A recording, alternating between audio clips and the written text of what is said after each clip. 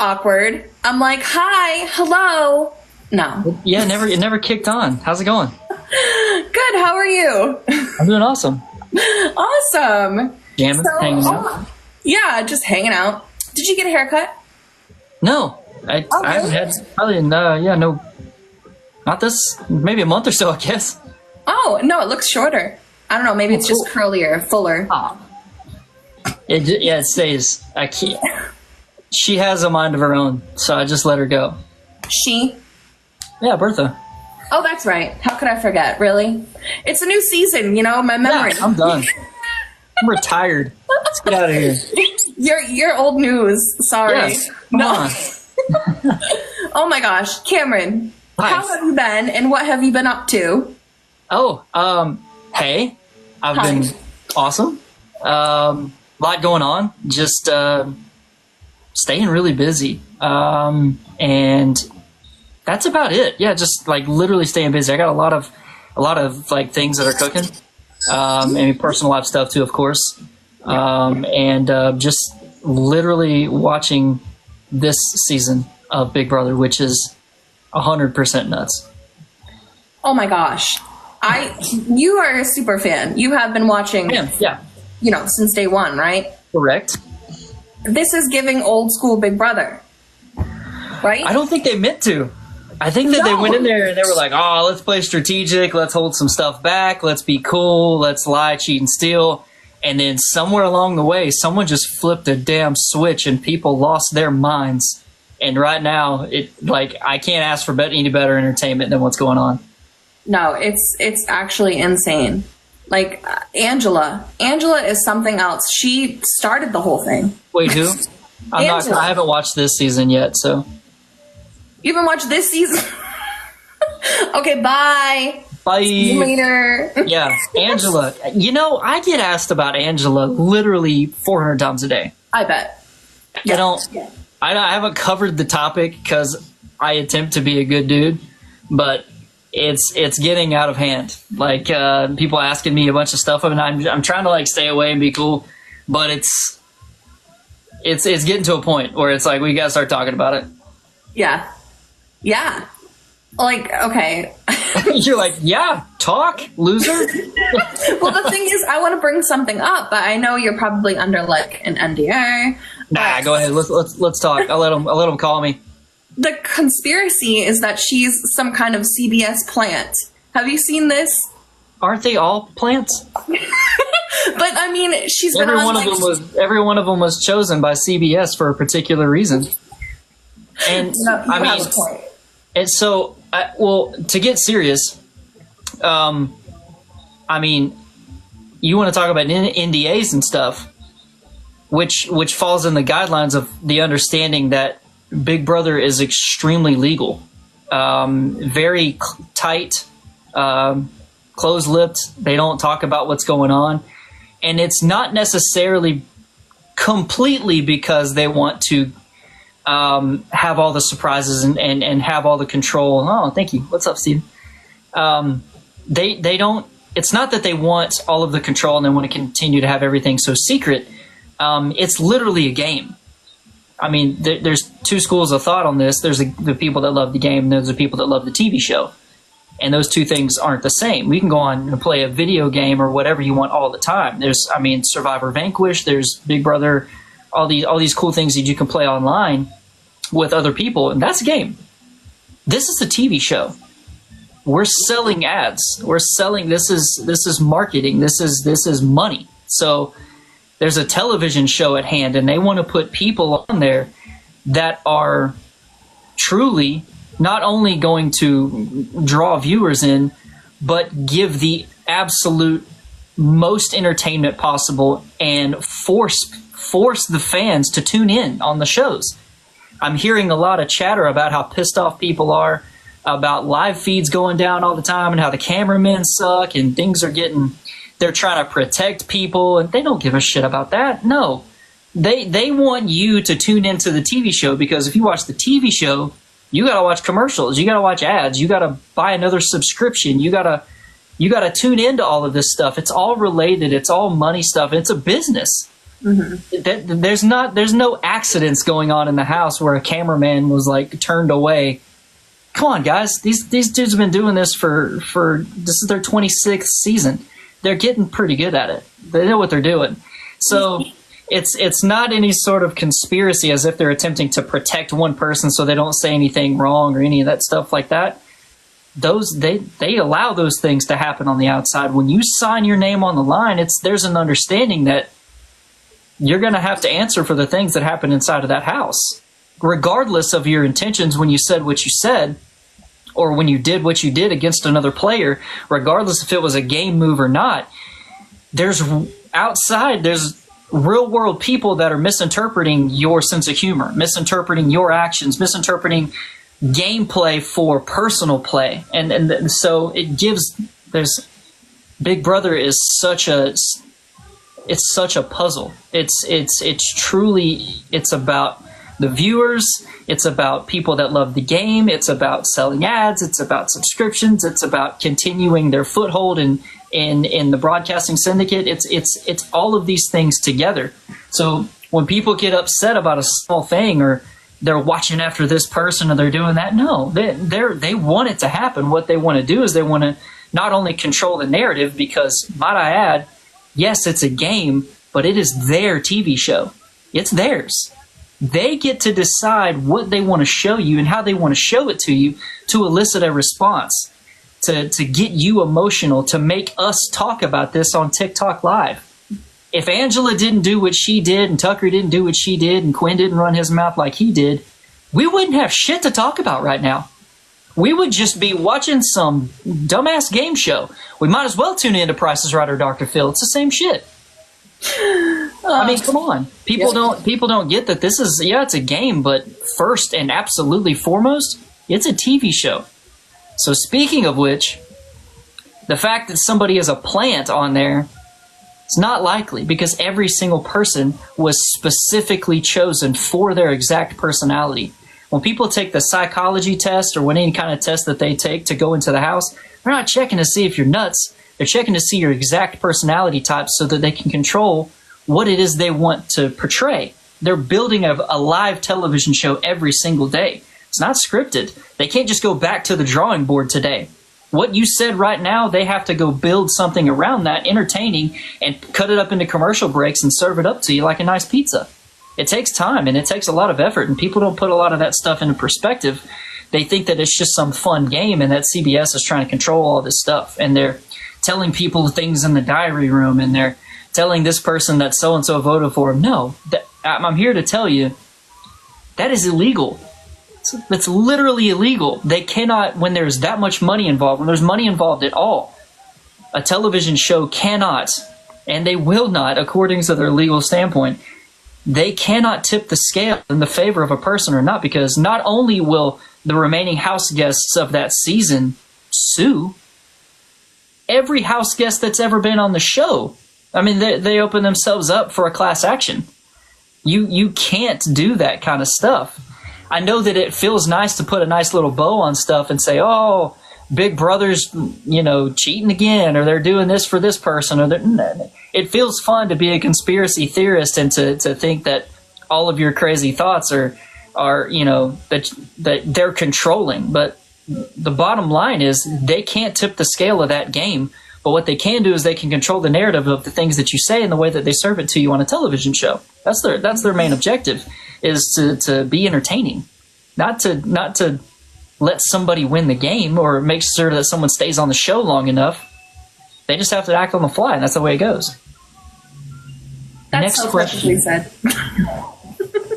Sorry, it was long-winded, but I can't get all that out. I can't say all that in like a little blurb, I can't say all that shit, so. Well, I'll cut it for you and post it. Oh, cool. You know me. But You're no, my it's so funny because I was one of the people complaining. I swear I was. Yeah, well, it happens every year. We're so passionate. It's our favorite show. It's our favorite summer pastime. I like this shit better than baseball now. I used to love baseball. Fish again? Yeah. No, my boyfriend, he doesn't even watch this. He just hears it from me. Yeah. Oh, that poor guy. And he's like, you realize that they don't want people like you posting it online. They want to save it for the show. I'm like, no, you're wrong. You're right. No, they don't care. They just love the fact that someone else is promoting for them. Yeah, no. You're free advertisement. They do, but at the same time, I think he has a point. Like, they really are trying to save some of it for the show. Yeah, for the viewers. That's exactly what it is, and it's not necessarily. This is what people don't understand. Whenever they shape the narrative, and they like you don't see certain things on live feeds, or you saw it a certain way on live feeds, and they edit it a different way for the show. It's not because they're trying to help this other person win. It's not because they're trying to get ratings or any of this kind of stuff. They're literally building a television show on the fly. Every single minute of their day is writing a show, and they're hoping to God you say something amazing that they can build their next 6-minute package for you before a commercial break. That's their entire goal, is to find something juicy that somebody said, because everybody knows if you watch live feeds and you watch the show and you compare and contrast the difference between what you heard live and what you heard on the show, it's not them attempting to protect something or even to shape a narrative to make someone look good or make them the hero. They literally took the juiciest pieces of all of this boring-ass conversation and they served it to you in the most compact way possible. They only get to show, they get 3 television shows, 3 hours a week. One of those is clouded by complete live. And now that we have the AI arena, they've cut down on how much more we can even watch, because God knows how much crap just happened when Tucker was on. When Tucker, pulled his stunt, we'll get to that. That was kick ass. But when he pulled what he pulled, and then Mackenzie pulled what she pulled, now we're voting live. Now we get to find out live. They're like, all of the show tonight is that there's going to be like a previously on Big Brother, and then straight to live. That's it. There's no. What are we going to show? You hope to God that people are watching the live feeds, and there's always going to be a catch up on Sunday afternoon or Sunday night. But now we've cut it down to two hours. Now I have 2 hours to show you the best possible shit that happened this entire week. A whole week's worth of all that crap that we've been following. Now I only have 2 hours to show you the juiciest parts of it. That is impossible. No one's going to win that. As CBS and the producers that I know and love, by the way, if any producers are watching this, please, for the love of God, please go take a nap. I know how hard these people work. They barely eat. I swear to God, they just hope to God there's a sandwich laying around. They work so hard. It's insane to me. Yeah. But the thing is like they're building this show on the fly, and they don't have enough time to try to protect this one or try to help this person and get a power and hope that this vote works out. They don't have time to look after one person. They just don't. They hope to God you say something awesome, and then it gives them enough meat to create a whole meal out of it in 2 hours for a week. Yeah.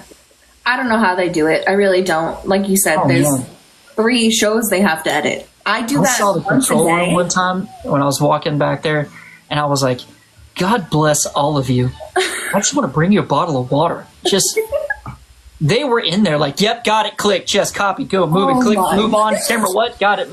Okay, we got so-and-so in the diver room. Tell them to wait, we don't have enough time.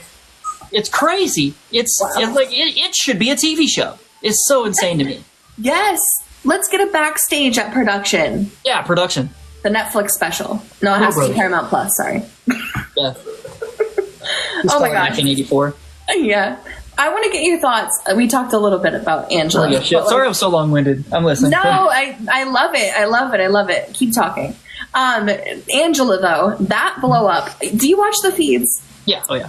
Okay. I can't watch it all the time. Jesus Christ. And people send me a lot of stuff, too. It's crazy. But yeah, go ahead. Yeah. There's a lot. But as long as you get the gist of it, that's good. Did you see Angela planning in her bed, in her HOH room the night before, what to say to Matt? I did. I think that she forgets that the cameras are watching her, and that's live feed. People were like, "Oh, she's sleepwalking." But I didn't say it out loud. Yeah, she's plotting. That would look crazy. Oh my gosh. So, anyways, and then she just comes down and just starts clapping. It's so funny, dude. She's laying there and she goes, "If I only pick the perfect words, and like, of course, that's what people call conversation. If you pick the correct words, you will get your point across correctly. Now, the delivery, however, I don't know that needs to get talked through like you're running lines with Patrick Swayze or some shit. For a low-budget movie. Low-budget movie, oh my god. Come on. That was, I mean, comedic and reality television gold. But the delivery was more like DiGiorno. So wait, what do you like better? The pie nominations or her blow-up? I may be biased on this one. The pie nominations was fun to be a part of. The aftermath, however, was a little bit stressful. Oh my god! But being able to sit in the comfort of my own home and watch her blow up, I'll take that one again. Yeah, absolutely. That whole scenario was. Producers I know were just like, thank God something happened. Yeah. Everyone else was like, oh, she's a bully and she's this and she's that. No, listen, I'm gonna give Angela some love. I mean, I'm in contact with her family, and I try to love everybody, and I try to be there for them, and I know how hard it is for the families having to watch all of this stuff. You go in with a plan, and you attempt to run that plan. Now, the problem with that is people have two plans in mind. One, they know what kind of game that they want to play. Until you go in there and you get hit in the mouth and you got to adjust and figure out your way through it and hope to God that you can win some stuff and find somebody you can trust. That's always the plan, right? To do what you wish other people would have done in previous seasons. God, if they'd only done this, they'd have won. Blah, blah, blah, right? Hindsight's 20/20. You go in there with a plan and it makes sense in your head until you get hit in the mouth. But number two, a lot of people plan the type of character that they want to be, the type of person that they want to present themselves as, not only to the other players, but you recognize going into that house that America is watching you all the time. They're watching every single move that you make and scrutinizing and criticizing every single step that you take in that house. Every single breath you breathe the wrong way, someone goes, oh, I hate them. So you go in, number one, understanding how you want to play the game. And number two, how you want to present yourself on camera. A lot of people go into the house thinking that they want to be this explosive, confrontational character, which is cool, and it's going to get you some love, and it's going to get you some followers. But buyer beware, you're going to have to answer for some interesting antics when you leave the house, i.e. your Yelp review. You got to be very careful because these things, Big Brother fans are amazing, but some of them can be a little bit tough on the people that are brave enough to be on this show that we love. It's really tough. And to live up to that takes a lot. And when you're in the moment, in the house, it's really hard to differentiate between how I want to play the game right now, this crazy move that I want to make, how I want to present my character on screen when I make this move. You're not thinking in the moment, how is this gonna look when I leave? When I sit in that chair next to Julie, what kind of questions is she gonna ask me? Because you have no idea what you're walking into when you leave the house, and you have no clue how your message was received. And like I was saying earlier about how they cut the footage together to give you the biggest parts of the show that they can possibly give you, not only are you unaware of how your message is going to be received, you also have to be aware of the fact that the editors that are editing this show and the producers that put through the final green light on the show each week, they are in control of the way that you are going to be perceived. So you not only have to watch your character, the words you say and how you say it to certain people, you have to recognize that even if you were the absolute correct person in the situation, if you were the hero in your scenario, if Big Brother wants to make the show a little bit meatier and they want to throw in a couple of things to make their viewers go, I wonder if they were right in this. Now I'm rethinking everything. Now I'm wondering, were they the bad guy? And then that's all it takes to spark that. And then Twitter goes nuts. And then you see things on TikTok. And then before you know it, people are calling out each other's family members and calling their businesses, trying to get them fired. and you thought you were doing the right thing. And it's all about the way that it's edited and put together and how you present yourself. So Angela, God bless her, she thought she was doing something awesome. She thought she was going in there and shaking the house up and like, hell yeah, let's play, brother.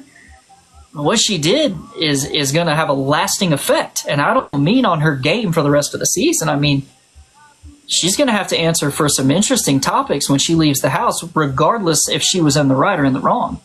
And that's what's, not only are you trying to play this game, but all of those things run through your head in the middle of the night when you're trying to go to sleep in that house. It's crazy. Yeah.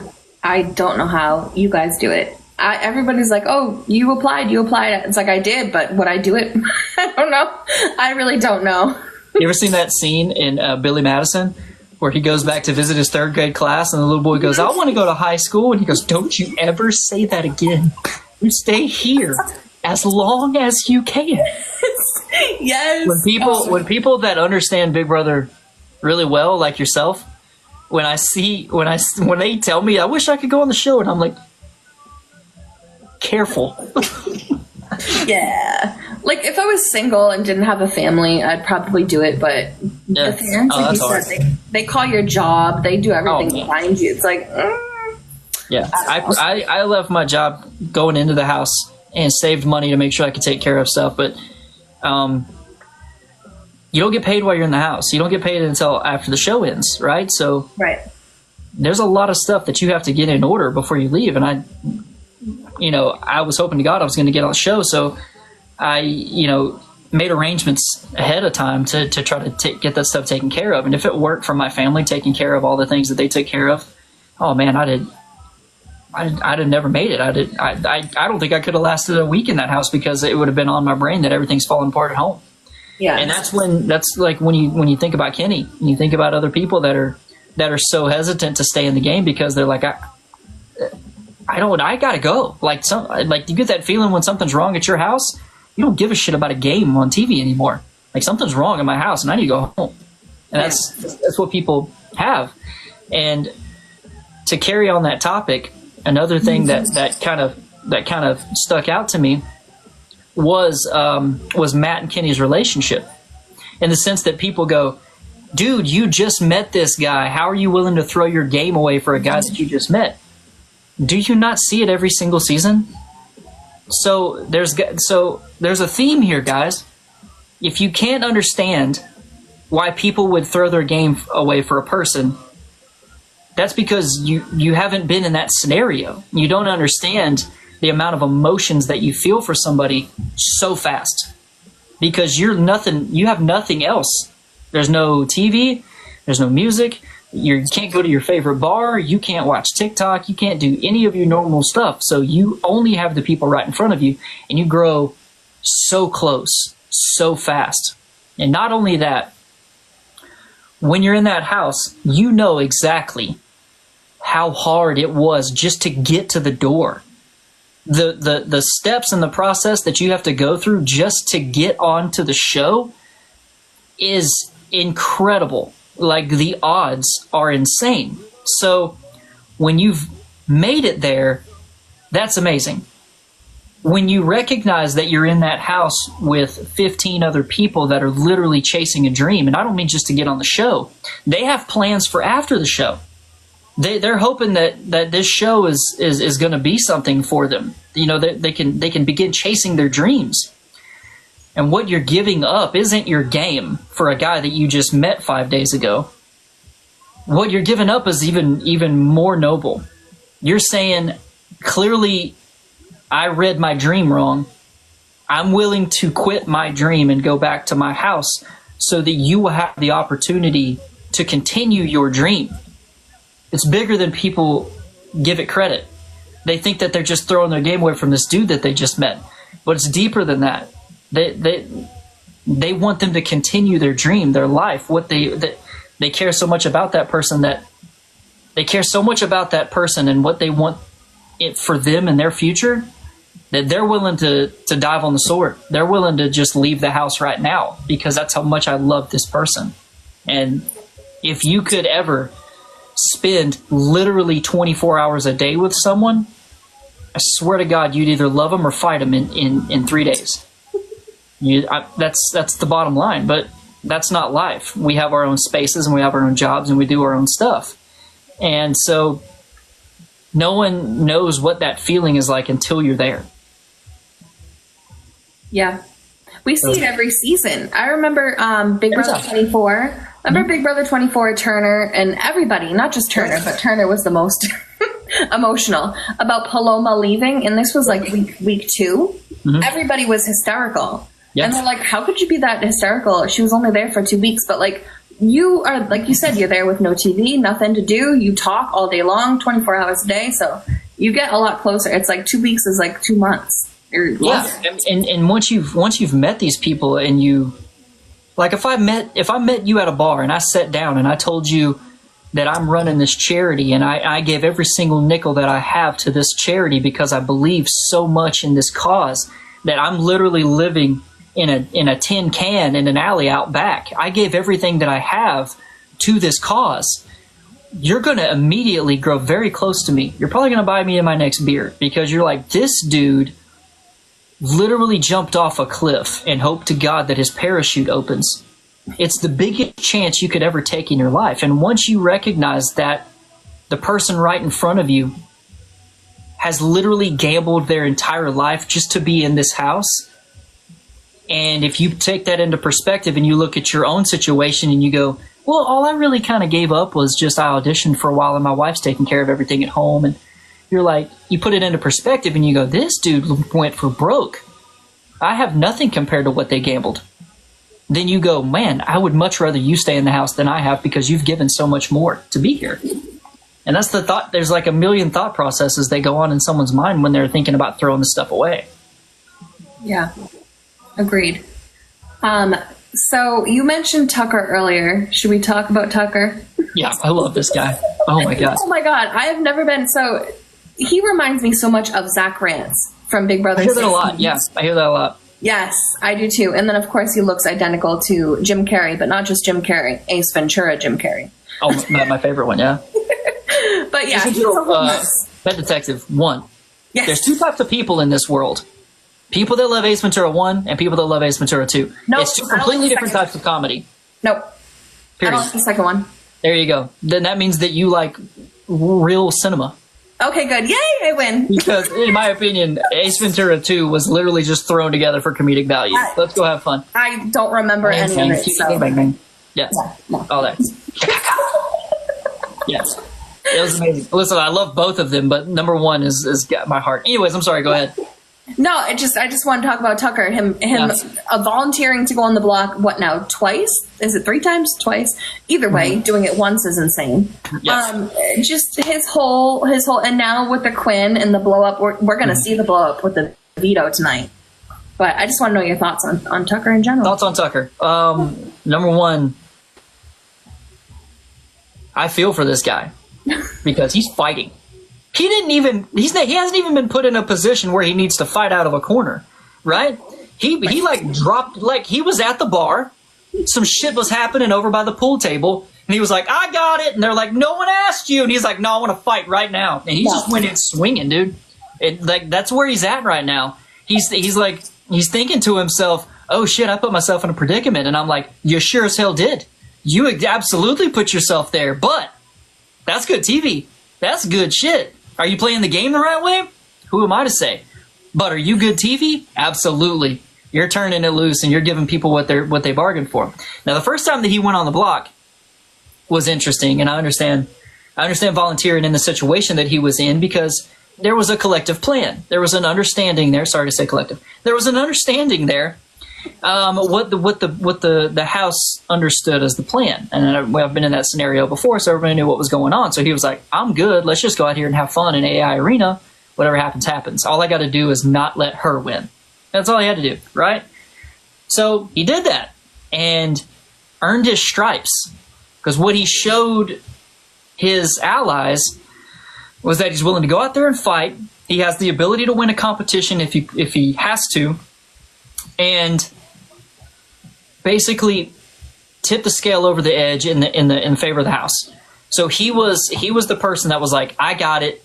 I'll put the team on my back. Let's rock. And he did that.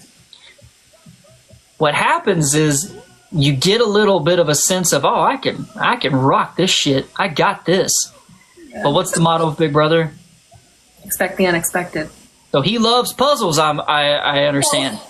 Right? His motto. Risk it for the biscuit. I love puzzles, okay? I really love puzzles. I really love puzzles. You have no clue. No clue what this next AI arena could be. It could be picking number 1 through 3. You're out. You have no clue. No. So careful. Careful. Now, I think what he did was, it wasn't necessarily that he got too cocky or felt like he had kind of the AI arena understanding figured out and that he was definitely going to win. I don't think that was his thought. I think what he did think was, I think he was going to push Cedric's hand because he knew the plan that he wanted, but he had to learn a very tough lesson. Regardless if you have the power and the ultimate plan and you present it to the head of household is completely in control of where people are going to be sitting come Thursday. Period. So whenever you pull your big move and the power doesn't decide to rock with you, you're exposed. Tucker right now is sitting in a weird spot. He's not being gunned after, but if he continues this onslaught of abuse against Cedric, it's going to get rough. And I'm not saying that he's doing or saying some awful things to Cedric. All I'm saying is that if you continue to shake that tree, eventually a coconut's going to bust you in the head. It's just bottom line, dude. If you keep rocking that thing, like striving for answers and forcing people to tell you things, it doesn't go over well. Trust me. Yeah. Trust me. It doesn't go very well. So I understood that he wanted Quinn to go up. Get it, sniff out the power, let's get it gone. Mm. But that's not necessarily how it's going to work because you're not running it this week. You gave a great plan. It had a bulleted format and a 10-point business model. It was beautiful. But Cedric was like, no. And that's it. That's all it takes. So he thought he was in a good spot and he's rocking these really cool ideas. But when they don't go through with it, you can't turn around and be like pissed off that it didn't go your way. You only have to be pissed off at yourself for putting that much trust in somebody. Yeah. He was really hoping that he would go with his plan. Hope don't go far. Not there. But that fight, we've gotten so many fights, Cameron. Yeah. I remember last year's season, the number one fight was Corey and Jared in the have not room. Mm-hmm. And then I think it was Felicia and Sari and Jared too. But that's it. It was like 2 fights the whole season. Well, you set the tone early. Oh my God. Like, I mean, honestly, in my season, we probably have 2 fights, but that's because we set that tone early on. Yeah, people talked a lot. People were behind doors and they said this and they would run tell another person. It was like this crazy telephone game every 10 seconds. But we honestly had a great amount of respect for each other because of what it took to get there. And we did a lot of like kumbaya sessions, literally, that probably weren't seen, but we did a lot of stuff that really brought us together in some pretty tough moments. And so it wasn't necessarily that we didn't want to fight. There were times when I wanted to walk out there and be like, you motherfucker, listen to me. But we just didn't do that. And I don't know the tone in a lot of other seasons. It's hard to see because they only show you what they show you on the show, and you only see what you see in the live feeds and the things that are interesting. But we literally had a family dinner every single night. We sat down at that table as a collective house and put game down and literally ate together. Now, there were times when people would say something funky and we'd be like, all right, that's it, I'm leaving. And we would just walk out and be like, dinner's over. Mom ruined dinner again. I'm out. And there were times like that. But even then, we didn't go like, you ruined dinner, we hate you, we don't ever want you around us again. No, we were like, hey, man, they expressed an opinion. That was a weird way to do it, but I get it, totally cool. And we'd finish our meal and we'd go our separate ways. But this one is a little bit different because the tone was set from the very beginning with a combative nature. Yeah. I mean, Angela, that first HOH is pivotal. Number one, No one wants the first HOH. If you do, you're nuts. Yeah, no. Like, it's crazy. But that person sets the tone, because if you get it in your brain as the HOH that you're the king of the house, that shit ends in like 5 days, bro. You better have a different plan, because once you leave that room, you're exposed and you're in a rough situation. And if a bunch of people come to you to form an alliance with you, or they talk with you and you're pretty close with people, awesome. But if you look them in the face and you go, yeah, I didn't believe your performance, it was like a low budget movie, yeah, you're going to have a rough week next week. Really rough. Yeah. So it set the tone very early on that name calling and calling people out in front of the entire house and going behind this person's back and mocking this person and doing it. It was okay from the very beginning. You can always loosen the reins, but it's really hard to tighten the grip back again and get control of everything. And once it gets away from you, there's nothing that you can do. So if we set the tone with a combative nature in the beginning of the season, there's not much else. Where do you go from there? You go to more fights, and you go to more conflict, and you go to more shouting matches and more, just back and forth. But if you can put the game down for a little bit and talk to people, that's the most important thing to keep your sanity in that house. And that's something that guys like Kenny don't have. We had that in the house. I mean, even with the people that I had at our worst times, when I knew 100% that the person sitting across from me wants my head on a platter this week, and I absolutely want them gone as well, you know that in the back of your brain, but you still go, what's your favorite movie? Yeah. What do you like? I saw you limping earlier. You doing all right? Good. You stink. Go take a shower. Shit like that. Like, we're humans.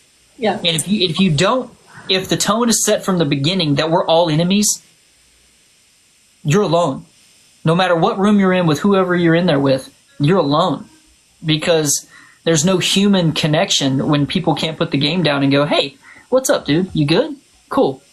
And people don't have that. So people want to be pretty rough on Kenny for the fact that he's wishy-washy on wanting to go out and wanting to stay and all this kind of stuff. But this season is a little bit rougher than I've seen in the past because of that tone. People don't realize that it's knifey in there, bro. Yeah. You gotta people are wanting to stab you at every moment. And you don't know if I can turn to somebody and go, hey man, I'm feeling some shit. I don't feel good, man. This is crazy. Even my worst enemies in the house, I could sit down and have a conversation with them. They don't have that this season. A lot of people are very, very, very alone. Yeah. Like walking on eggshells almost. Oh yeah. They're afraid to say anything. Mm-hmm. We have 15 minutes till the show, but I just want to know. 15 minutes heard. Everyone's telling me 20 minutes. I'm like, guys, I know, I look. But America's veto. Who do you think? I kind of think I know who. But did you vote? Yeah. Who'd you vote for? I'm not going to tell you. What, Why? do you want me to tell you my social security number next? I'll tell you. It's private information, Steph. But I'll tell you. Okay, well, I'll tell you publicly now. And all right. It's interesting because I literally just 2 videos ago posted the fact that I love Quinn and I'm a huge Quinn fan. Yeah. Yeah. Yeah. I think the guy's a problem. Yeah. I think the guy's a problem. Gameplay aside, personality quirks aside, all this stuff aside, the way he's handled a couple of situations in the house is going to be tough for him to answer to when he gets home. Yeah. I'll say it that way. And it's not necessarily that I don't like Quinn and I definitely want him to go on the block and get out of there. No. Mm-hmm. What America wants is blood. They want blood. If you had the opportunity to tip the scales in a gladiator competition, if you asked the crowd, and Caesar was over this gladiator tournament right now, and there's one dude left in the arena, and he's like, hey, do you want me to kill him or not? And the crowd would be like, yeah, that guy, get him out of here, kill him. They want it. They want their blood. They want their flesh. They want the most drama, the most fights. They want the most that they can get out of something. So Quinn is that one person that I'm pretty sure that if he gets put on the block, it's because America wanted to see that house burn for a week.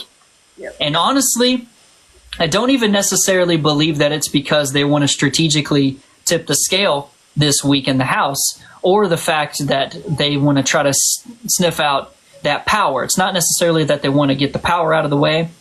And if they don't put him up there, that's the sole reason that they didn't put him up there, because they want the power to remain in play. But the reason that Quinn's probably going to go in there is people love to knock people down a peg. If you have shown me that you believe that you're above me somehow, and that you're arrogant, and that I'm less than you, I'm going to do everything that I can. When I say I mean the collective person in this scenario. Somebody is going to do anything that they possibly can to knock you down a peg, to let you know that you're human. And I think that Quinn has gotten a little bit big for himself inside the House with a bunch of different discussions that he's had, and the way that he's handled certain delicate situations, the information that he's put in certain ears, and the way that he's done it, and the way that CBS edited to show how conniving that he was in the diary room a couple times. Mm-hmm. America's looking at that, and they want to go, hey, dude, you belong to us. Mm-hmm. We decide. Regardless if you're in that house or not, we get to decide how you see yourself. And when you leave this house, we will remind you of that. We will remind you that you're not special. Even though you went on television, you're nothing to us. We put you where you are. Shut up. Enjoy your 15 minutes of fame. Don't you dare ask for 16. It's exactly how the fans think. And not just fans of Big Brother, but reality television as a whole. That's exactly how it works. So Quinn has presented himself on the show, or the show has shown him to be a certain personality type, and that rubs certain people a wrong way. So what America is probably going to do is they're going to show him, nope, you better switch your game up a little bit, son, and rethink your choices. And all that's going to do is going to crush him. And I absolutely hate that. I'd never want that for somebody. To be in the middle of a game, we have only gotten rid of 2 people. Yeah. But to be in the middle of the game and told by America that we don't want you there, can you imagine what that will do to him? Yeah. Yeah. And to Joseph. I think Joseph is going to be that close second person. He is. I think he's kind of anticipating it, though, because he's almost like leaning into the villain edit that he's doing in the diary rooms. Yeah, he is. And that's what I said. He like I said earlier, he's figured out the kind of character that he wants to present himself as. Yeah. And right now, I think he's kind of seeing, I might have gone a little far.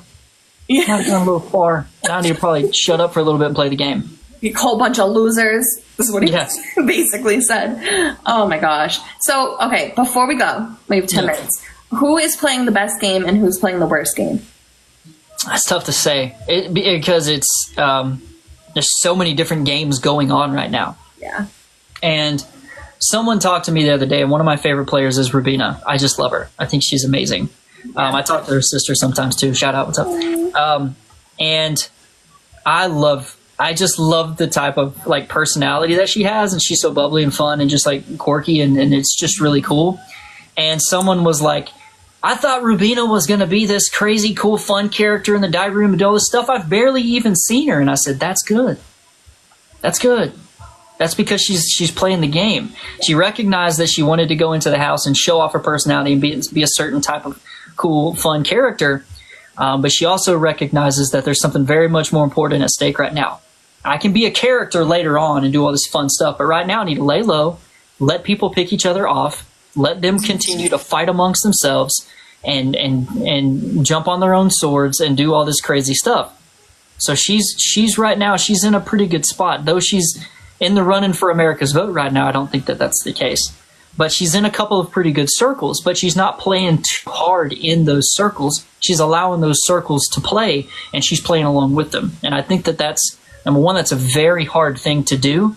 Yeah. But if you've been around that type of environment in your life, it's easy to kind of mold into stuff. You don't always want to be the center of attention, which I think that she's really good at differentiating between when it's time to shine and when it's time to kind of lurk back a little bit. So I think she's playing really well. Is she making the best decisions? Probably not. You better be careful with Tucker, because if the house continues to gun the way that they're gunning and Tucker keeps running his mouth the way that he's running his mouth, and he gets recognized, and Rubina gets recognized that she's lumped in with Tucker, this is what's happening to Mackenzie right now when she got too close to Matt. They were like, oh, shit, that's a couple. We got to bust that up. Side note, isn't it funny that alliances are the first people that want to bust up couples? I know. They're like, they're a couple. They're working together. As I sit in this room with 4 people, shut up. Why are you gunning after the couples? You're just gunning after the couples because you want to have the only couple. That's true. It's true. Yeah. People just want to watch the world burn. Who's playing the worst game? Yeah, who's playing the worst? Who? Ainsley's playing the worst game. It doesn't count, Cameron. I can't speak for who's playing the worst game, and I'm not going to say it's a tie amongst like 10 people. It's not. People are playing very different games, and it's not me trying to dodge the question and go, oh no, everybody's great. Everyone is. You're either playing really, really hard, yeah, or you're not playing at all, or you're running in the middle. And if you're not playing at all, that doesn't mean you're playing the worst game. That means in your brain you're playing the best way. A lot of people can ride that under the radar a long way until it's time to show themselves. So I can't say that they're playing a bad game right now if that is their plan. It's tough to say. And if you're running in good circles, that's good. So who's playing the absolute best game right now? Tough to say, but I'd have to put my vote on Cedric. Now, I think that he's taken a lot of things under advisement. He's listening, but ultimately he's making his own decisions. And he's doing them in a way that the people that he's working with are respecting the way that he's going about making his decisions. And I think that that's really noble. And it's not that he's not lying and he's not doing this kind of stuff and he's not playing an aggressive game. He's playing his own game, and it's hard to explain what game he's playing.